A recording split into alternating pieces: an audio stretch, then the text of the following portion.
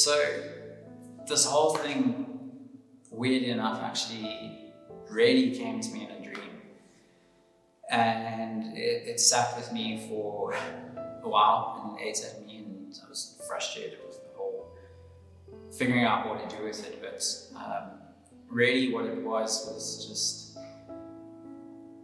I had tried everything I could to contribute to the End GBV movement. And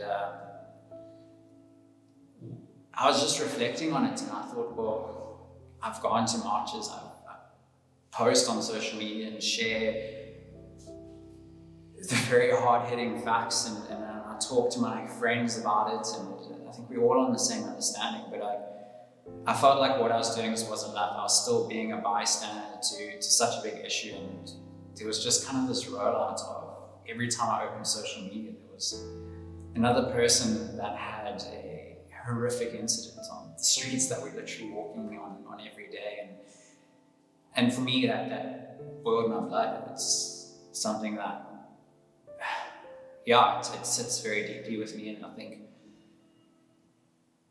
at the core of all that, I believe is really around masculinity. And I always try and bring that through in the work that I do, and redefining masculinity and opening that conversation towards it, and chatting with other men around the matter and that. And so sitting back and kind of taking this all in, and every time I open Instagram, there's another story. And there was one particular story of a woman who I actually knew quite personally, and that just hit me so hard. And it just felt like every time I was getting closer and closer to home, this particular incident happened. And I remember, like, I ate my dinner and I just sat there thinking about it. And I went to bed that evening, and like clockwork, at 3 a.m. this dream just punched me, and I couldn't sleep. And I ended up actually just getting up. I think it was about 2 a.m. by then, and 4 a.m. And I went and I sat down and I tried to just like regurgitate everything that I'd just seen and felt, and I just scribbled away my journal, drew very bad pictures, but drew pictures of what I saw, and wrote down everything and tried to be as specific as possible, and this image just wouldn't leave my head. And I kind of sat back the next day. I remember going to a coffee shop and sitting down and just pondering on this all, and the thing that kind of hit me was, well, if I use my talent, and my talent is my photography, and if I use that because that's my biggest, strongest asset, that's what I'm known for, and that's what I'm very fortunate to have a career based off of it.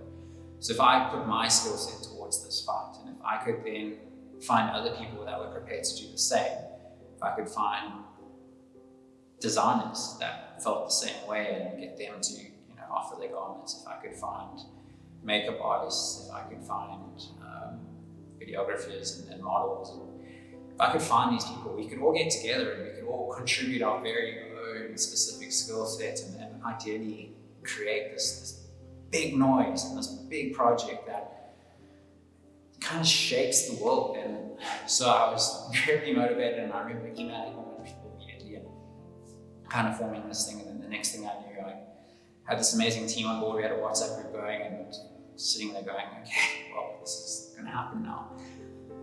So what I did, I went and recreated a story of what my dream was. That was actually the first shoot, and you'll see that in the series. I then started to question around what gender-based violence was, and did my research on it. And one of the big questions is well, gender-based violence is violence on one gender to another. And, we tend to only focus on male and female gender-based violence, and I think there were a lot of communities that felt left out in that, and certain communities who perhaps had bigger fights than others were being neglected. And I wanted to bring awareness to that and say, well, gender-based violence isn't necessarily the traditional, what we hear of being male and female, but the other genders that have their own battles, and I wanted to give them the opportunity to showcase that and to speak out and to create noise around that as well, and hopefully educate people to think that way. So we set out and we did this shoot, and it was a very emotional day, and long 16-hour day, and we got some really incredible images out of it. And so I sat back, and now I had finally completed this project, and my next challenge was, well, what do I do with this? Because I sat and I realized I was sitting on something really powerful, something I was very proud of. And it took me a while to decide what to do with those, I'm not going to lie. And I started to email people, publications, and look globally, because I thought this had legs to go global. And that was great, but I also realized my ego was perhaps getting the best of me in that situation. And I had to reel myself in and say, look, we're fighting a problem at home. This is, although we talk about domestic violence globally, and it is a global issue, I felt that it would be a waste to have some of the best South African creatives coming together and performing this project and almost selling it off overseas and neglecting the issues that we face day to day on the streets. So I circled on that for a while and decided, no, we need to really focus on making this as hard hitting on the streets as possible. And so what I then went and formulated was perhaps a bit of a cheeky guerrilla approach to bombard the city with this message of end gender-based violence now. So we went and we slapped posters everywhere, and we held a few events around it to launch the images, and up on social media, and sitting back, and I think it's a very empowering thing, and I feel like I've accomplished something. But I think the main message that at the core of this all, and I'll continue to fight for the rest of my life, is around masculinity. And I think it's a journey that a lot of us as millennial men are going through at the moment, where we perhaps question the morals and the things that our parents or father figures portrayed on us as kids. And, you know, certain words and phrases, they're embedded in us. That's the reality. And I think the millennial group, myself included, I think we're the ones that are in that awkward phase of phasing that out.